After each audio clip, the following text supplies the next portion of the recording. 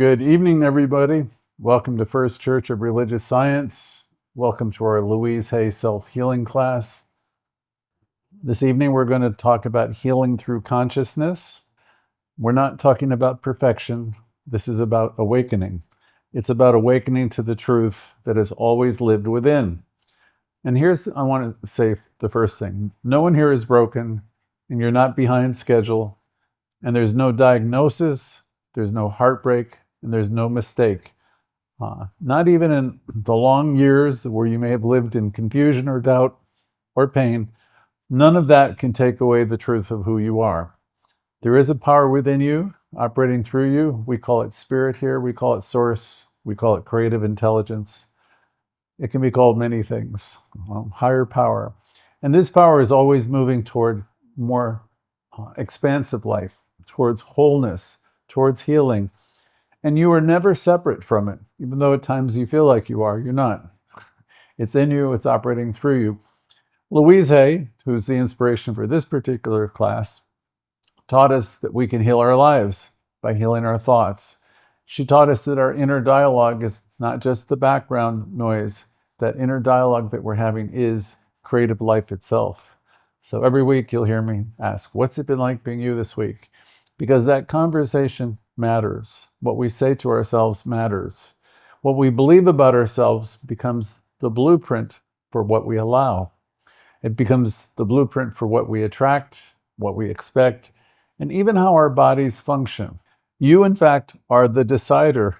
You're the decider of your focus. You're the decider of your story. You're writing the script. You're the decider of what gets to live rent-free in your mind. So you might not have chosen what happened to you when you were younger. There's an expression, we're all victims of victims. In other words, we grew up in families and things were passed on to us. We might not have chosen what happened at that point in time, but you do get to choose what you do with it now. You get to choose what you say to yourself when you look in the mirror. You can give yourself a thumbs up, you're the one who's developing the relationship with yourself, and you get to decide if you'll speak life into your body or if you'll speak fear into your body. And that shift in consciousness, no matter how small, no matter what the affirmation is, even if it's small, is the first step towards real healing. So take a breath with me this evening, right here, right now, and feel the truth of this. Know that you have power. Tell yourself that you have power. And tell yourself that you are the one that gets to choose. You could say, I have power. And I am the one that gets to choose. Not the doctor, not your past, not the story you've been telling yourself for 10 or 20 years. It's you. You are the decider. So say that to yourself. I am the decider. And once you really understand that, it changes everything. Once you know you're the one that you've been looking for, you're the one that's going to heal your life, that changes everything. So let's take this in just a bit deeper. Let's talk about consciousness, that word consciousness. When we say healing begins in mind or healing begins in consciousness, we're not talking about pretending or acting as if. We're not talking about denial either, or brushing the pain aside. We're not asking anybody to fake it or to put on a smile on top of something that still hurts. That's not healing. That's kind of avoiding, actually. What we're talking about here in this particular gathering is truth, the kind of truth that sets something inside of you free. Because consciousness isn't just about positive thinking. It's energy. It's a pattern. It's a pattern of a whole set of beliefs that's operating in you and through you. My consciousness is playing out in my life. It's the quiet field of belief, my beliefs, my memories. And it's permission too. It's the way each of us, it lives in us, and it shapes how we see our world, how we feel, and how we respond to life. Ernest Holmes wrote, "The thought of the individual decides his or her entire destiny." So our thoughts are so important. And that destiny starts right here within us. It starts tonight with the thoughts you keep and the stories you believe. and in the quiet choices that we make about what's possible for you. Healing doesn't begin when everything looks better or good. It begins when you stop abandoning yourself. The bottom line for everybody, Louise would say, is they don't feel like they're doing a good enough job. They don't feel like they're enough. They have all this inner turmoil and messaging. And we need to begin to say yes to our own self-worth. When we become willing to believe that something new can happen and something new can begin within us, then things start to happen. It starts showing up on the outside.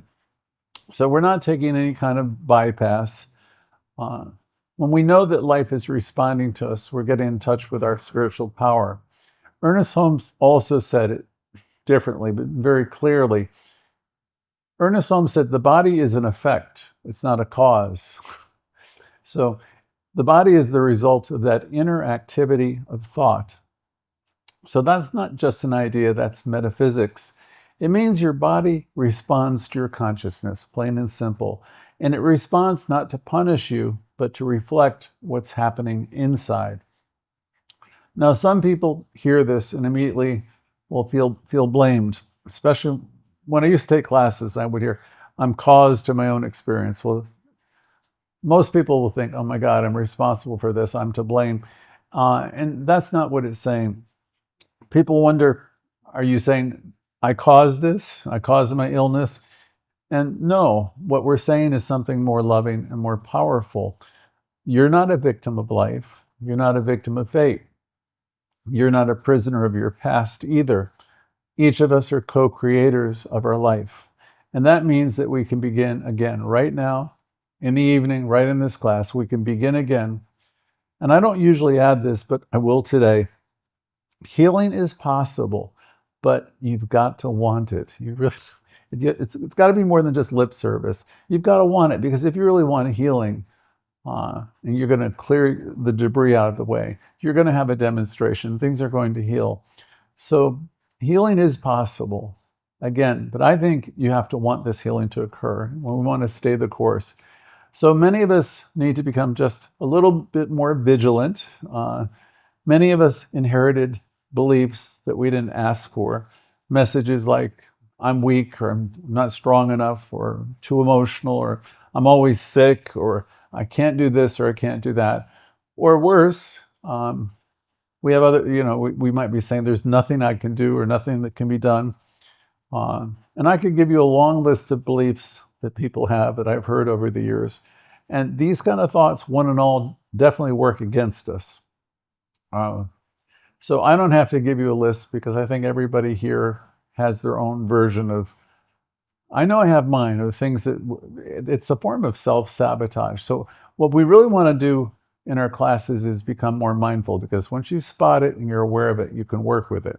We want to be aware of that inner dialogue and also the thought patterns that run inside of us, because those patterns held long enough will show up in your life somewhere, somehow. Louise Hay turned all of this upside down when she said, if you're willing to do the mental work, almost anything can be healed. And that's really one of the tenets of religious science.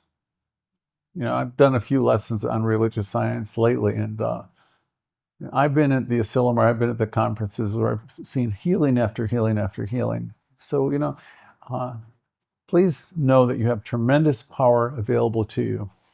And again, Louise said, if you're willing to do the work, the mental work, and it doesn't have to, work is a tough word, right? And people don't like it. But really, it's just self-adjustment. It's self-correction. It's positive messaging. It's releasing the negatives and replacing them with the positive ideas. If you're willing to do that kind of work, almost anything can be healed. So I'd like to add, willingness is the key. I borrowed that from a 12-step program. The phrase is, it's the key that opens the door. And I've always adopted that saying, and I know it's true. And when I say be willing, I'm not suggesting that we have to be perfect in any way. We don't have to be fearless. We just have to be willing to take another look, willing to be in a new moment, to look at things in a new way, and willing to say, maybe it doesn't have to be this way, whatever negative way you've been thinking. The willingness to think maybe things can get better. So, and maybe that's where we want to be tonight. Not with the old one, not the one that's shaped by fear and guilt or years of berating or belittling ourselves. Because here at the center, we practice positive expectancy, affirmative living. We train ourselves to believe in positive outcomes because we know that life responds to us. We live in a universe that's full of wonder, where miracles can happen, where healing is already happened. Um, so Holmes put it this way, Ernest Holmes, he said, there is a spiritual prototype at the center of everything. So there's a divine pattern of wholeness. And this is what we're trying to realize, that there's a perfect pattern of health in you, operating through you. And that's true for all of us. In other words, there's already a pattern of wholeness and vibrancy within each and every one of us. There's a blueprint for health. And it's not something you have to invent. It's already there. So this gathering tonight is about this kind of restoration, the kind that begins quietly, deep inside your own being. And from there, everything, once you do the self-healing, the inner healing, everything begins to shift. So let's talk about what really happens when we start to reclaim our inner authority. Some people think the moment you say, I'm willing to heal, everything just falls into place. And sometimes it does. But more often than not, something else shows up first. And it's resistance. You could think of your affirmations, and they're so wonderful. But then comes that voice which says, oh, no, you're not. Oh, no, you can't. Old beliefs start rising to the surface. And when that happens, that you're not failing. That shows that you're healing, actually. Those old beliefs, though, are fighting the new ones. When you begin to speak the truth about yourself, there might be a pushback that comes up. Well, no, you can't, or this is too late. You don't really believe this, could be another one. Or who are you kidding? And that voice, that resistance, is an echo of an old identity. I call it ego or whatever. It isn't your highest self. And you don't have to argue with it. You don't have to fight it. You just keep doing your affirmations and just keep going forward. Here's the thing. For most of us, for most of our lives, fear has been running the show. Not because we're bad or because we're weak, but because that's what we were taught. That's what we saw. That's what got wired into us. We were trained to defer oftentimes to our parents or, adults or the world outside to a greater authority. Maybe we were trained to defer to the doctor or the diagnosis or the expert, the parent. For many, it was the religion. And while there's nothing wrong with asking for help or guidance, many of us were taught that the authority lives out there somewhere. Some figure, some guy, some professional. We weren't taught that we have everything within us. We often taught that we had to go for our healing and have it be granted to us by someone else, some medical figure, some other kind of figure. But when we come into this teaching, we know that that's not the whole story. We come in this teaching and we start to realize that there's this inner power that's in us, operating through us, that's directing us. And the moment we take that power back and you say to yourself, I'm the one who decides. I'm the decider. Or Ernest Holmes, there's power for good in the universe greater than you, of which you are a part and you can use it. So he's saying, I am the decider. So I want you to say that to yourself. I am the decider. Once you know that you're the one who decides, everything begins to shift. Everything begins to change. And it takes courage. There might be some resistance, especially if you're saying, I'm the decider, and you're in the middle of a struggle or a medical situation or a complicated condition. We're not saying throw away your advisors, your doctors, your medications. We're not telling you to refuse your treatment, whatever it is. But we are saying, come back to the center of your own being and begin to trust yourself. That would be an idea from Emerson, but it's true. Trust yourself. Come back to the center of your own being, to the part of you that hears truth when it's spoken, the part of you that knows what it needs. Sometimes that means, with medical things, getting a second opinion. It's worth doing that. When you're in conflict with a medical person, these are trained technicians, and They're wonderful, but you have to trust yourself. Or I invite you don't have to do anything. I invite you to trust yourself. If you need to get another opinion, get another opinion. Sometimes it means letting your body rest. Sometimes it means saying, no, not now, to a procedure that doesn't feel right, or saying yes to something you were afraid to try. At the heart of everything, though, it's choice. It's not automatic. It's not blind. It's you being the decider, you making a conscious choice. You can listen to any authority. You can listen to your doctor. You can ask questions. You can get your tests. You can do your research. And still, after it's all said and done, you're the one. You're the one who decides what feels right for you and what to try and what to wait on or how to move forward in a way that makes sense for you. That's what it means to live as a conscious being. Now, let's be clear. In religious science, when we talk about consciousness, that's an entirely different word. We're not talking about awareness or focus. We're speaking then of something much deeper. Consciousness is cause. Your consciousness is creating your life. My consciousness is creating my life. It's the creative force behind your life, your consciousness. It's the sum of what you believe, what you expect, what you assume, even without realizing it. Your life doesn't happen at random. Your life reflects your consciousness moment by moment. A thought or a phrase like, maybe I can feel better. Maybe this isn't the end of the story. Maybe something good is still possible for me. Any of these types of thoughts, or maybe I'm allowed to believe in healing again. Any of these types of thoughts can create, as I said before, a crack in an old shell. And where there's a crack, the light gets in. So if you've been living with pain, emotional, physical, psychological, we're not asking you to leap into joy. We're simply inviting you to trust the next gentle step. Maybe whispering in your body, saying to your body, I'm listening. Or whisper to your past and say, you don't get the final say. Or whisper to your future and say, I'm ready to become the one who decides. See, any of these ideas are where healing can begin. So let's bring this home to you, because this class isn't just about ideas. It's about reclaiming our power to decide. It's reclaiming our power to choose healing, not once, but by moment, day by day. Even when it's hard, especially when it's hard. Here's something most people miss. Healing doesn't begin the moment a condition happens, or disappears rather. It begins the moment you take your power back. Louise Hay spoke about this from her own experience.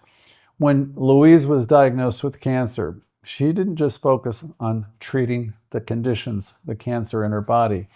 She knew then that if she did not address the pattern underneath, which was the emotional pain, the resentment, the old stories, that it could and would come back. So she worked on more than just the physical demonstration, the physical level. She worked on forgiveness. She changed her thinking. She worked on healing the past. And when you do those things, that's what opens up the door to real transformation. Healing begins the moment we say, I get to decide what this means. I get to decide who I'm going to be in the face of all of this. You see, that's the heart of what we're doing in tonight's gathering. Maybe you've been told before that you're powerless. Maybe you were handed a diagnosis that felt like a life sentence.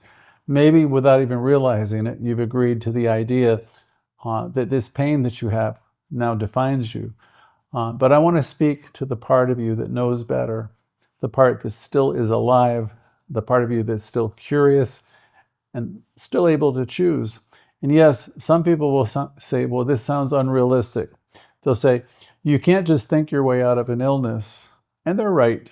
That's not what we're saying. We're saying something even more important. We're saying your consciousness is in charge. Remember, you are the decider. When something shifts inside, things will begin to shift on the outside. So when you start working with your affirmations, you start really passionately working with these new thoughts. Something's going to shift inside, and I just invite you to stay with it, because you will see changes on the outside. We know this from science. The brain can, in many ways, rewire itself. That's neuroplasticity. Emotions can support or suppress the immune system. Thoughts can trigger hormones that will influence pain, inflammation, and healing. And we know this from life. You've seen it, and so have I. There was a woman who told me that she'd never walk again, who now walks. And there was a man that I knew of who was given just 6 or 7 months, who's been alive now for over 20 years. You see, people in this very group, there are people in this very group who have outlived cancer, who have reversed pain, who softened trauma, not just through treatment, but through transformation. And what they all have in common was this: somewhere deep inside, they chose not to surrender their identity to the diagnosis, because they became willing to speak to their bodies with love. They were learning to pay attention to what they were rehearsing in their minds, that inner dialogue. And they were willing to interrupt the cycle of fear with small affirmations.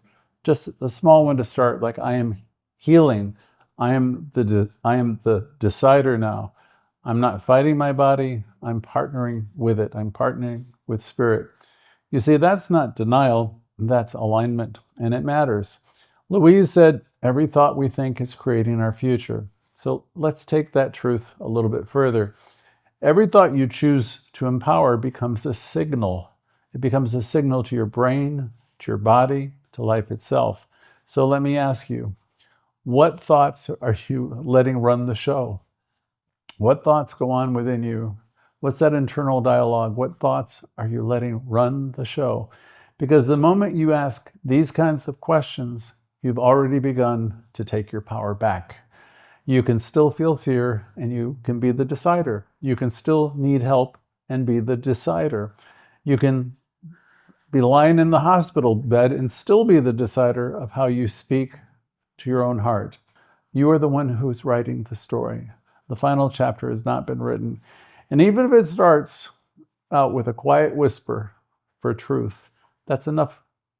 Even if you just start with, I can do this, or I'm going to try, or, whatever little effort, it's enough to begin. That's the moment where you start to turn the tide. Ernest Holmes wrote, we should never be afraid of an experience, even if it hurts. In the end, it is drawing us closer to the divine. So we're all closer now. We're closer to ourselves. We're closer to that inner voice that was never gone. It's just been quiet. Closer to the part of us that's always, always known that you are not your condition. You're not your past. You're not your limits. You are a center of divine operation. You're the whole bit. You're a thinker of a thought, a decider of meaning.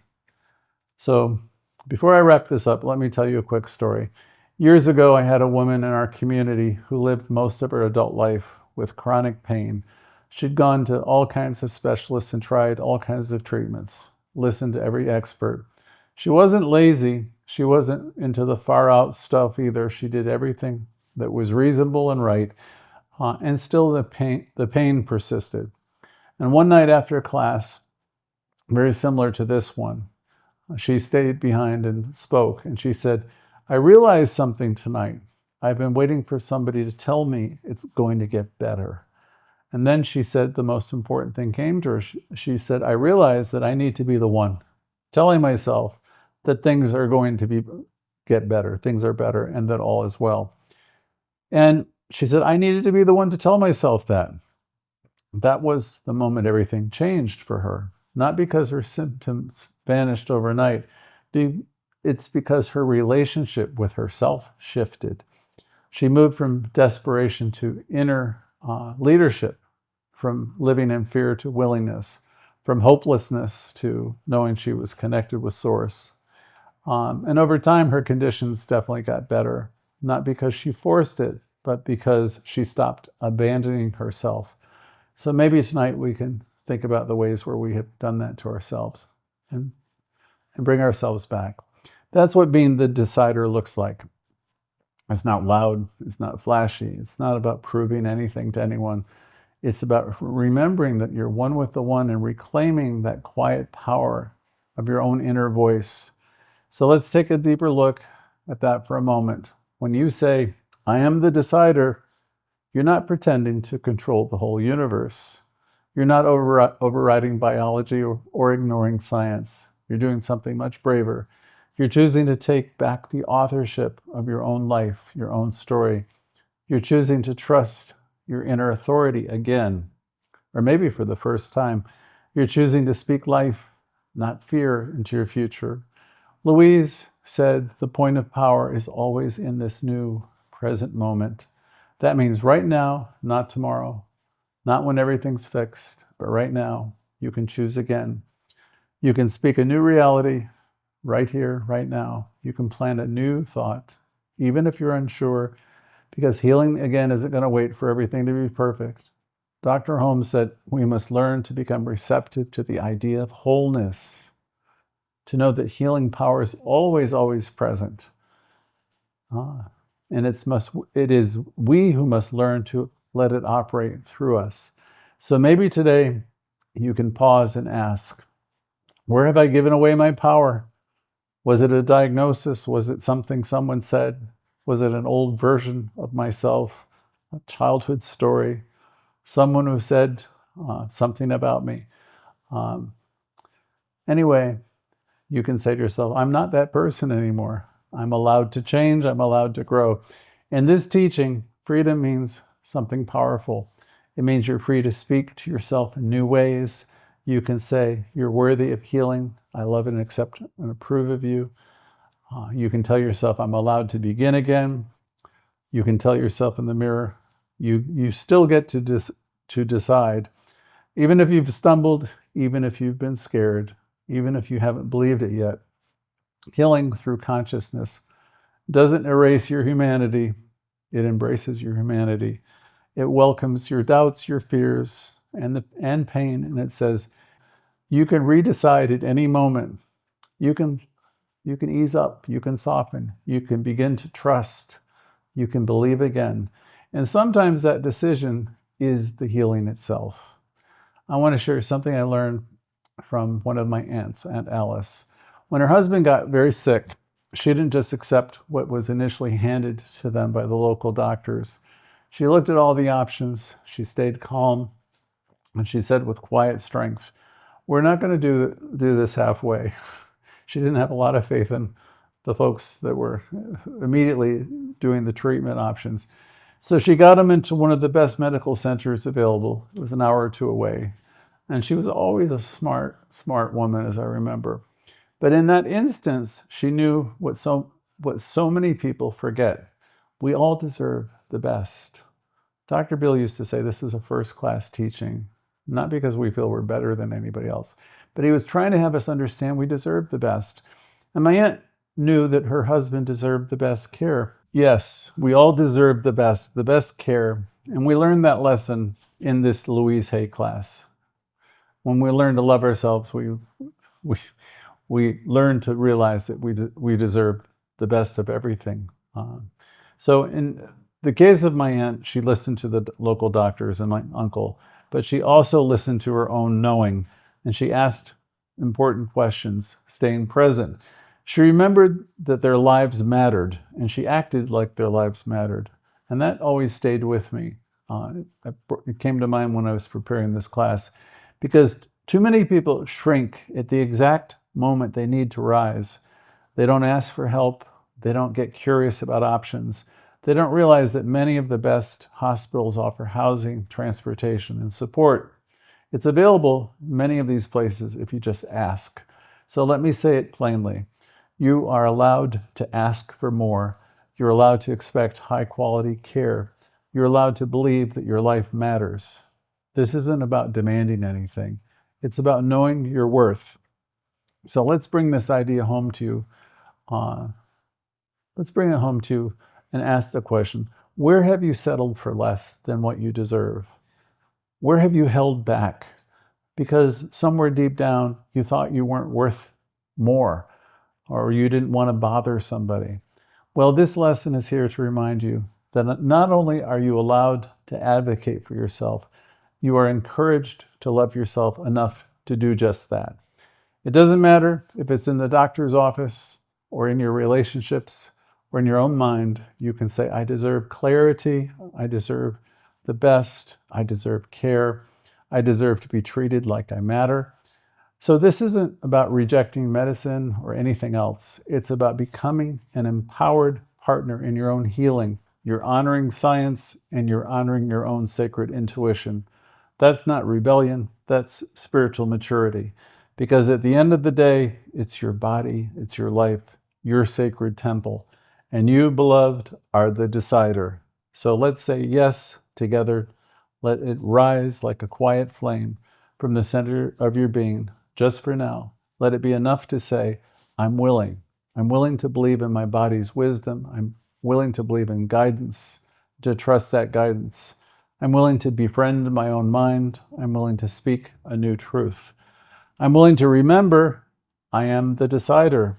Right here with this sacred breath, I speak the word for every heart listening this evening. You're whole, you're guided, you're beloved. You are not broken. You are not behind. You're not forgotten. You are the thinker of your thought. You are the director of your consciousness.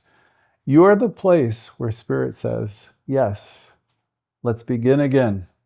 So we bless every cell of your body, every part of your mind, every tender emotion. We bless the healing that's already underway. We bless the doctors, the caregivers, the friends, the treatments. And we bless the divine intelligence flowing through it all. We bless the willingness. We bless the decision and the path forward. So if this is true for you, even a little, say it now in your heart. Say, I'm willing to heal. I'm willing to change. I'm willing to be the one who decides.